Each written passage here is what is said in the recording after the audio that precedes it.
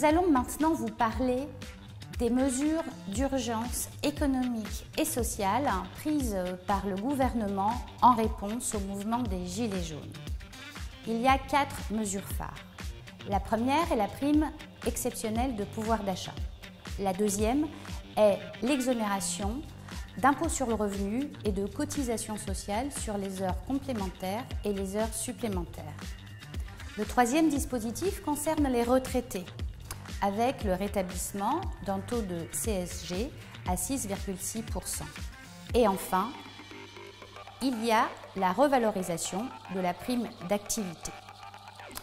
Revenons sur la prime exceptionnelle de pouvoir d'achat. Cette prime est exonérée de tout dans la limite de 1 000 €. Toutefois, certaines conditions s'appliquent.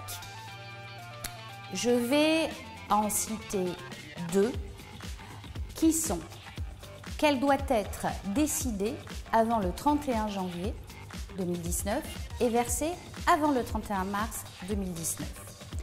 Enfin, cette prime ne peut pas être allouée aux salariés sur la base de critères autres qu'objectifs. C'est-à-dire qu'elle pourra varier en fonction des bénéficiaires selon des critères comme le niveau de salaire, le niveau de classification, la durée de présence. Pour ce qui est de l'exonération d'impôt sur le revenu, des heures complémentaires et des heures supplémentaires, cette mesure est applicable à compter du 1er janvier 2019. Cette exonération dépasse l'impôt sur le revenu puisque même les cotisations sociales sont exonérées. Il est très prévu qu'elle le soit à compter du 1er juillet 2019 et dans le cadre de cette mesure d'urgence, cette exonération de cotisations sociales a été anticipée au 1er janvier 2019. Cette mesure s'applique dans les DOM. La troisième mesure est en réponse aux revendications des retraités en matière de pouvoir d'achat.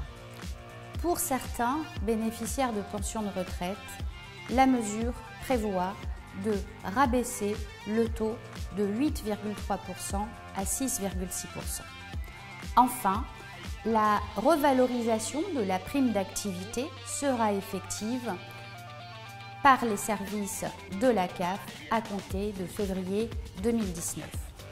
En tout cas, n'hésitez pas à consulter votre expert comptable, il pourra vous éclairer plus en détail sur ces 4 mesures.